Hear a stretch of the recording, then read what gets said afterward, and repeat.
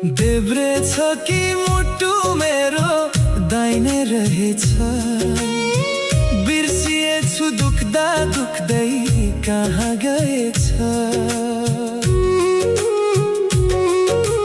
आँसु बस्ने ठाउँ हेर्थे कति गहिरो रहेछ, दुख्दा मुटु टप्पै झर्ने कहाँ रहेछ।